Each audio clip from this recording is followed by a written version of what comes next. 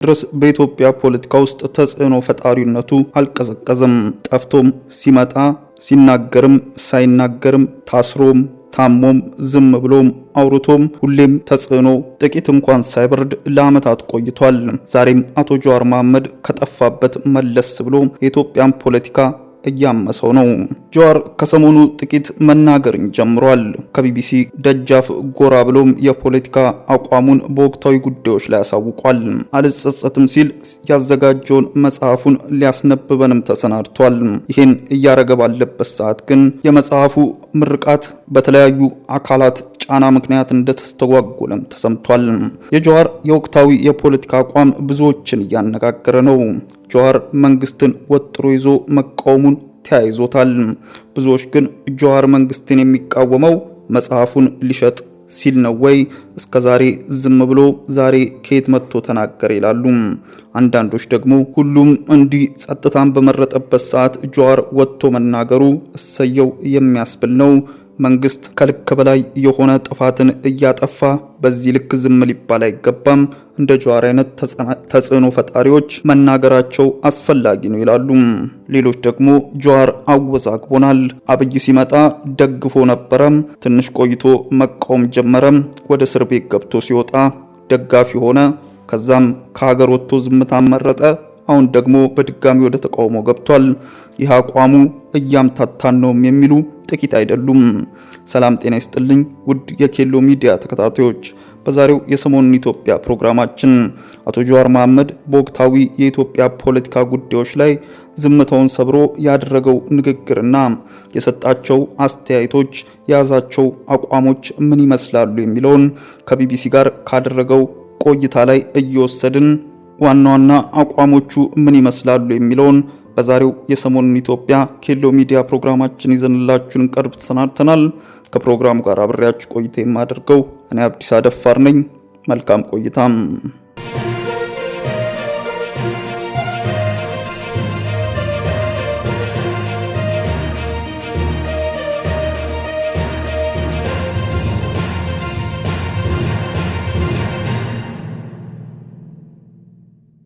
ብልጽግናዎች ይዘውን እንዲጠፉ አንፈቅድላቸውም።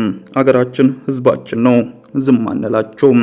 ጀዋር መሐመድ በኢትዮጵያ ፖለቲካ ውስጥ ጉልህ ስፍራ ካላቸው ፖለቲከኞች መካከል ጀዋር መሐመድ አንዱ ነው። ለዓመታት ያህል በኦሮሚያ የነበሩ ትግሎች እንዲሁም ተቃውሞችም ከጀርባም ሆነ ከፊት ሆኖ በማስተባበርና በመምራት ግንባር ቀደም ነው። ሰላማዊ ትግልን እንደ ስልት የያዘው ጀዋር ጠቅላይ ሚኒስትር አብይ አህመድ ያመጣውን ህዝባዊ ተቃውሞ በመምራት ስሙ ይጠቀሳል። ጠቅላይ ሚኒስትር አብይ ወደ ስልጣን ከመጡ በኋላ ወደ ኢትዮጵያ ተመልሶ ስርዓቱን በቅርብ ርቀት በሰላ ሲተች ቆይቶ ነበር። የድምፃዊ ሃጫሉ ሁንዴሳን ግድያ ተከትሎ በተነሳው ግርግር ሳቢያ ከተገደለ ፖሊስ ጋር በተያያዘ ክስ ተመስርቶበት የነበረው ጀዋር በእስር 1 ዓመት ከ6 ወር በላይ አሳልፏል። የኦሮሞ ፌዴራሊስት ኮንግረስ ፓርቲ አመራሩ ጀዋር ከትውልድ አንስቶ በፖለቲካ ህይወቱ የተጓዘበትን ህይወቱ ላይ የሚያጠነጥን አልጸጸትም የተሰኘ መጽሐፍን ታህሳስ 10 ቀን በኬንያ ናይሮቢ ያስመርቃል ተብሎ የነበረ ቢሆንም በተለያዩ ኃይሎች ጫና ምክንያት ምርቃቱ መሰረዙ ታውቋል። ጀዋር መሐመድ አገራዊ ጉዳዮች ዙሪያ በቀጣይ የኢትዮጵያ ፖለቲካ ውስጥ ስለሚኖረው ሚና፣ ሀገሪቱ ስላለችበት ሁኔታና ሌሎች ጉዳዮችም ከቢቢሲ አማርኛና አፋን ኦሮሞ ጋር ቆይታ አድርጎ አቋሙን ለህዝብ አሳውቆ ብዙዎች እየተነጋገሩበት ነው። ቢቢሲ ጀዋርን እንዲህ ሲል ይጠይቋል። ጠቅላይ ሚኒስትር አብይ አህመድ ወደ ስልጣን እንደመጡ ብዙ በጎ ነገሮችን በንግግርም በተግባርም ታይቶ ነበረ። ሆኖም ብዙም ሳይቆይ የትግራይ ጦርነት ተከሰተ። አሁንም በኦሮሚያ እንዲሁም በአማራ ክልሎች ግጭቶች እንደቀጠሉ ነው። ረሃብ፣ መፈናቀል እንዲሁም የከተማ ኑሮ ውድነት የሀገሪቱ ገጽታ ሆኗል። በአንተ እምነት ኢትዮጵያ መስመር ስታ እዚህ ውስጥ የገባችው የቱ ጋር ነው? ጀዋር ይመልሳል። አብይ ከመጀመሪያው መስመር ላይ አልነበረም። መጀመሪያ አካባቢ እኛ ከህወሓቶች ጋር እንደራደር ነበር። ስልጣን እንደሚለቁ ማዕከላዊ ስልጣን እንደሚለቁ ስምምነት ላይ ከደረሰም በኋላ ስልጣን ከለቀቁ በኋላ ማን ይሁን የሚለው ሲመጣ የአብይ ስም በመምጣቱ አነጋግሬው ነበር። ያኔ ለኔ ግልጽ ነበር። ኢትዮጵያ ከኢህአዴግ አንድ ፓርቲ አገዛዝ ወደ መድብለ ፓርቲ ወደ ዲሞክራሲያዊ ስርዓት መሄድ መሸጋገር ነበረባት። ወደ ግጭት የማያደርስ ያለው ብቸኛ አማራጭም እሱ ነበር። ገና ስልጣን ሳይዝ ገና ስሙ ሳይታወቅ ለኔ ከርሱ ጋር በነበረኝ ውይይት የዲሞክራሲ ስርዓትን የመገንባት ፍላጎት እንደሌለው ግልጽ ነበር። አምባገነናዊ ስርዓትን ከአንድ ፓርቲ ወደ አንድ ግለሰብ የማሸጋገር ህልም እንዳለው ለኔ ግልጽ ነበር። ለዚያም ነው የተቃወምኩት። በወቅቱ ግን ሰው የሚያየው ነገር የለውጥ ስሜቱን ወያኔ ብቻ ትጥፋ እንጂ ማንም ይምጣ የሚለውን ስሜት በጣም ጠንካራ ስለነበረ እኔ ሰውን ማሳመን አልቻልኩም። መጀመሪያ ኦህዴዶችን፣ ቀጥሎ ህዝቡን ማሳመን አልቻልኩም። በዚያም ምክንያት አቆምኩ እንጂ ለኔ በጣም ግልጽ ነበረ። ከዛ በኋላም የመጀመሪያ 1 ዓመት ሲደረግ የነበረውን ሳይ ነበረ። ተወያይተን ይህንን ሽግግር እንምራ የሚለውም ሲመጣ እኔ አሻግራቸዋለሁ ማለት የጋራ ፍኖተ ካርታ ይምጣ ሲባል አያስፈልግንም የሚል ምላሽም ተሰማ። በውስጡ ወደ ዲሞክራሲ የሚያሸጋግረው ሂደት ተስቶ ነበረ።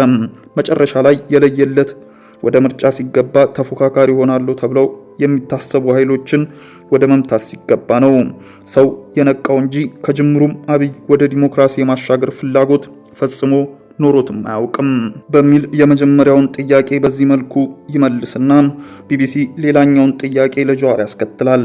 በአገሪቱ በአማራና ኦሮሚያ ክልሎች ጦርነቶች እንደቀጠሉ ናቸው። በትግራይ ክልልም ግጭትን በዘላቂነት የማቆም የፕሪቶሪያ ስምምነት ሙሉ በሙሉ ተግባራዊ አልሆነም።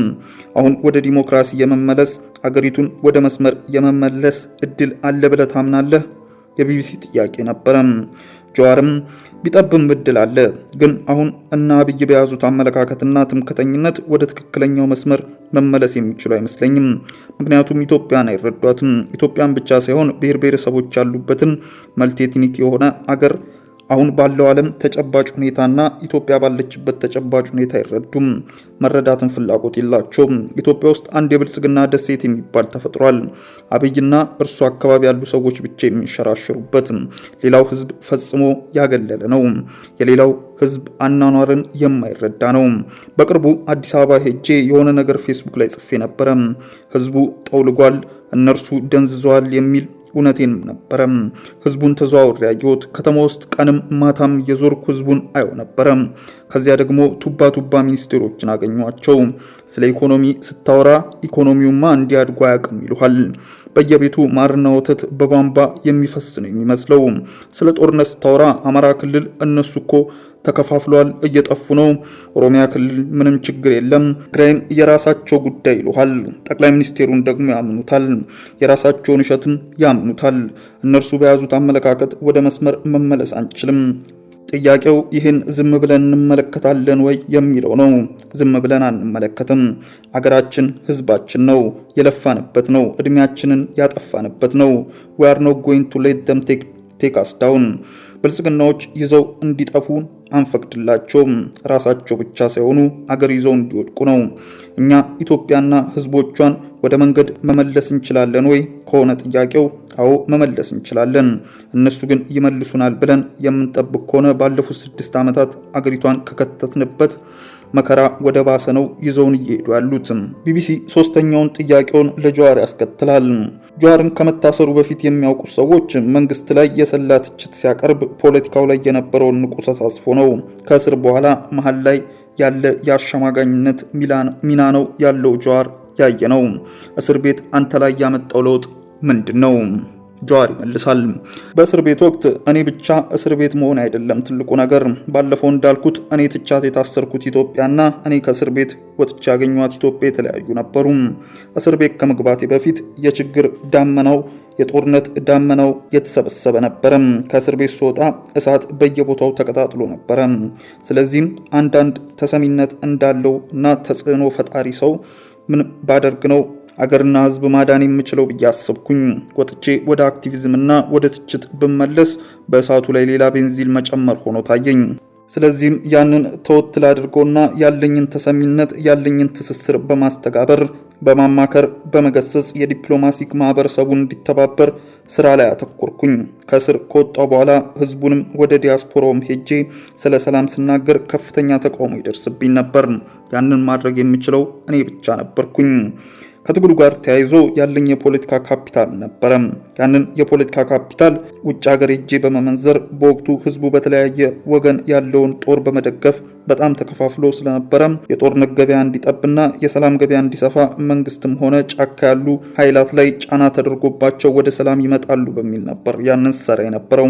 መጀመሪያ ለህዝቡ ስለ ሰላም በመናገር ከዚያ ደግሞ ዲፕሎማቶችን በመቀጠል ደግሞ የሀገሪቱን ባለስልጣንና አማጽያን አመራሮችን በማግኘት የተቻለኝን ሳደርግ ነበር። ብዙ ሞከርኩ፣ ግን እያየሁት የመጣሁት ነገር ጊዜ ለመግዣ እንጂ አገሪቱን ወደ አጠቃላይ ሰላም፣ ስር ነቀል ሰላማዊ ለውጥ ለማምጣት ቁርጠኝነቱም ፍላጎቱም እንደሌለ እንዲያውም ነገሮች ረገብ ሲሉ ወደ ነበረበት ሲመለሱ ስላየው ይህ ነገር በዚሁ ከቀጠለ እየተባባሰ ነው የሚሄደው።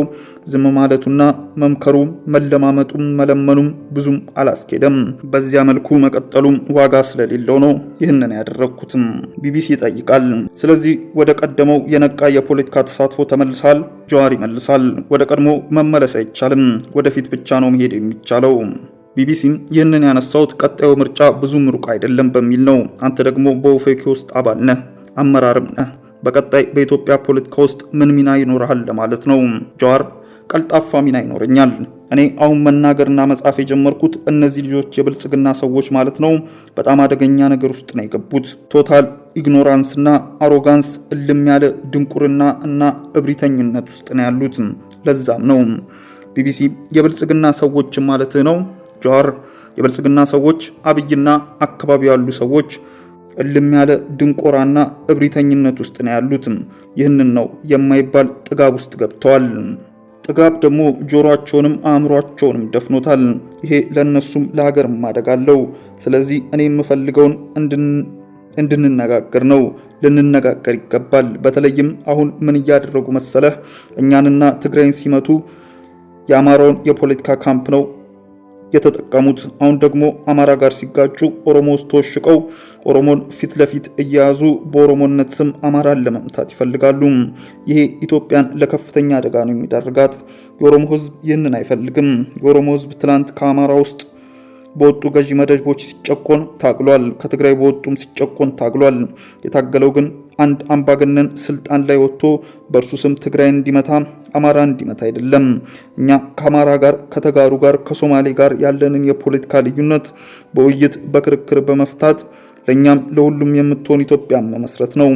ፍትሃዊ ዲሞክራሲያዊ ፌዴራላዊ ኢትዮጵያ መመስረት ነው እንጂ አሁን እንደኔ አይነት ተሰሚነት ያለን ሰዎች ዝም ካልን የኦሮሞን ስሜት በመኮርኮር ከአማራ ጋር በሚደረጉ ጦርነት ለመጠቀም የሚያደርጉትን ማንዣበብ ስላየው ይሄ መክሸፍ አለበት በሚል ነው የሄድኩበት እየሰራሁበትም ያለሁት።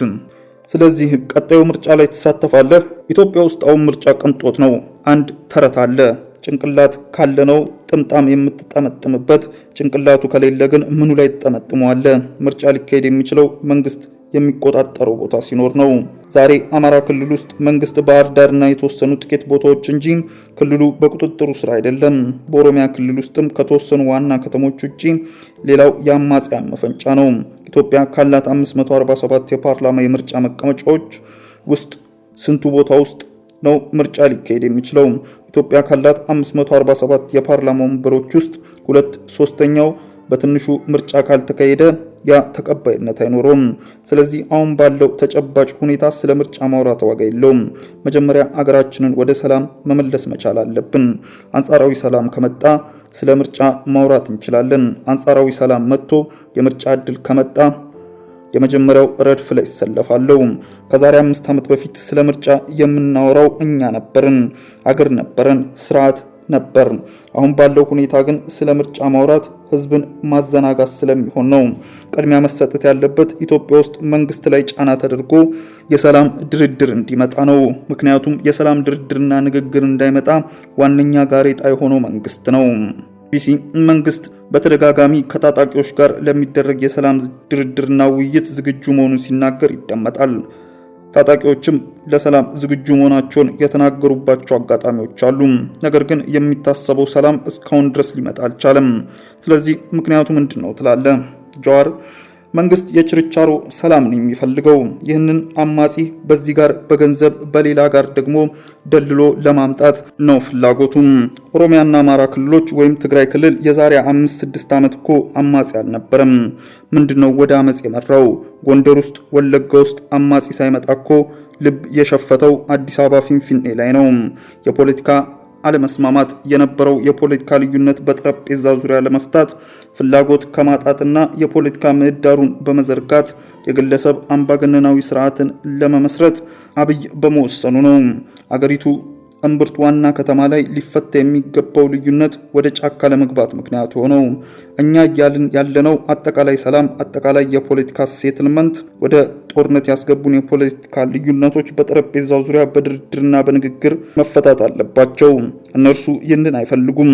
በዚህ ቄሱንና ሼኩን ልከው በዛ ጋር ደግሞ ነጋዴውን ገንዘብ አስይዘው ልከው ሊያመጡ ነው የሚፈልጉት። እኛም እኮ ሞክረናል። ከአባ ገዳዎች ጋር ሆነን ከግማሽ በላይ የሆኑ የኦነግ ጦርን ይዘን መተናል። የፖለቲካ ምህዳሩ ጠቦ በመቀጠሉና ዋና የግጭቱ መንስኤ የሆነው ጉዳይ ለመፍታት ፈቃደኛ ባለመሆናቸው ከዚህ ወዲህ እጥፍ ተስፋፍተው ዛሬ በአማራና ኦሮሚያ ክልሎች ውስጥ መንግስት ካለው ጦር በላይ የሚንቀሳቀሱበት ሁኔታ ነው ያለው። ስለዚህም እኛ ሰላም እያለን ያለነው የምላስ ሰላም ሳይሆን ስር ነቀል የፖለቲካ ልዩነቶችን ከየጫካው ከጠመንጃ አፈሙዝ ወደ ጠረጴዛ ላይ የሚመጣ ሰላም ነው እያለን ያለነው። ቢቢሲም ይቀጥላል። ታጣቂዎች የሚያነሱት ጥያቄ አንተ ተቃውሞ ውስጥ ገብተህ ኦሮሚያ ላይ ታነሳቸው ከነበራቸው ጥያቄዎች ብዙም የራቁ አይደሉም። እነዚያ ያኔ ስታነሳቸው የነበሩ ጥያቄዎች ምላሽ አግኝቷል ወይስ ወደ ጎን ተገፍቷል? ጀዋር ተድበስብሷል። መድበስበስ ብቻ ሳይሆን ከነዚያ ጥያቄዎች የባሱ ሆነዋል። ያኔ እኮ የሚነሱ ጥያቄዎች የእኩልነት፣ የቋንቋ፣ የከተማ ምናምን ነበሩ። ዛሬ እኮ ኢትዮጵያ ውስጥ ያንን የሚጠይቅ የለም። ዛሬ ጥያቄው የህልውና ሆነ። ህዝብ በቀዩ አርሶ መግባት አልቻለም። በሺዎች የሚቆጠሩ ሚሊሻዎችን እያሰለጠነ ሚሊሻው ደሞዝ የለውም፣ ሰውን ይዘርፋል። ጫካ ያለውም ሰውን ይዘርፋል። መንግስትን ወክሎ ስርዓት ለማስከበር የሚላከው ሰውን ይገድላል፣ ሰውን ይዘርፋል። ዛሬ የኢትዮጵያ ህዝብ በተለይ በአማራና በኦሮሚያ ክልሎች ውስጥ አንተ የምትላቸውና እኛ ስናነሳቸው የነበሩ ጥያቄዎች አይደለም የሚነሱትም። መሰረታዊ ወጥቶ የመግባትና ያለመግባት ጥያቄ ነው እየተነሳ ያለው። ብዙዎቹ ወጣቶች ኦሮሚያን ከኦሮሞ ነጻነት ሰራዊት መሪ ድሪባ ኩምሳ ጃልመሮ ጋርም የገቡት በአማራ ከነስክንድር ጋርም ሌሎቹም ጋርም የተቀላቀሉት የፖለቲካ ጥያቄያቸው አርቲኩሌት ስላደረጉ አይደለም። አንደኛ የፖለቲካ ምህዳሩ አለመዘርጋት መፈናፈኛ አሳጣቸው። ሁለተኛ ወደ ቀያቸው ሲገቡ የሚደረገው አፈና፣ ግድያ፣ እርግጫ መኖሪያ ከለከላቸው። የግል ህይወታቸውንም ለመታደግ የፖለቲካ ጥያቄዎችንም ለማራመድ የግድ መግባት ነበረባቸው። ስለዚህ የፖለቲካ ጥያቄው ተደበስብሶ የህልውና ጥያቄ የፖለቲካ ጥያቄውን ሸፈነው አፈነው ማለት ነው። ቢቢሲም ኢትዮጵያ ውስጥ አሁን ያለው ሁኔታን ስትመለከት የበለጠ የሚያሳስብና እንቅልፍ የሚነሳ የሚያስጨንቅ ነገር ምንድነው? ጀዋር የሀገር መበተን ነው። ምክንያቱም እኛ ስንታገል አገር መንግስት ነበረ። እኛ አገር መንግስቱን እየጎነተልንም እየቦቀስንም አፈናው እንዲቀንስ ለዜጎችና ለቡድኖች መብትም እንዲሰጥ ነበር የምንጠይቀው።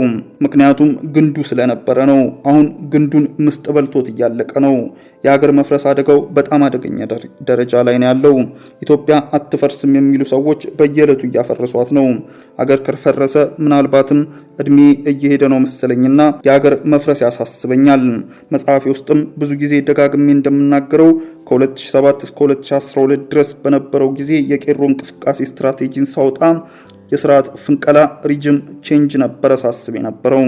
ይሄ እያለ ከኔ ጋር ሲማሩ የነበሩ እኔም ሳስተምራቸው የነበሩ ልጆች የአረብ ስፕሪንግን አስነሱም።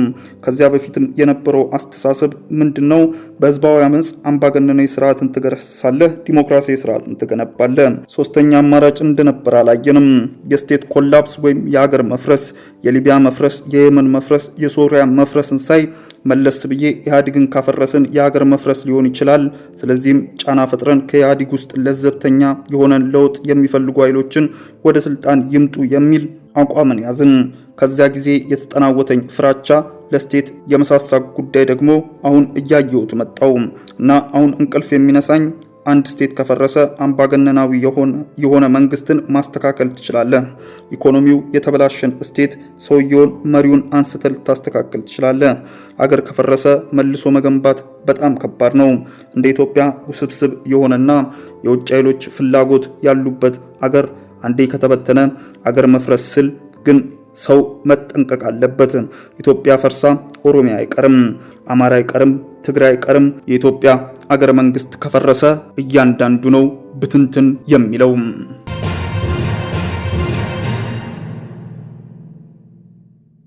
ውድ ተመልካቾቻችን በዛሬው የሰሞኑን ኢትዮጵያ ፕሮግራማችን አቶ ጀዋር መሐመድ ከሰሞኑ ወጥረው መንግስት ላይ ሲሰነዝሩ ከነበሩት ትችቶችና ብዙዎች ሲነጋገሩበት ከቆዩት ዋና ዋና ሐሳቦቹ መካከል ብታዳምጧቸው ይበጃል ያልናቸውን እንዲያጠናክረን ይዘንላችሁ ቀርበን ነበር። ከፕሮግራም ጋር አብሬያችሁ ቆይታ ያደረኩት እኔ አብዲስ አደፋር ነበርኩ። ከሌሎች የኬሎ ሚዲያ ፕሮግራሞች ጋር መልካም ቆይታ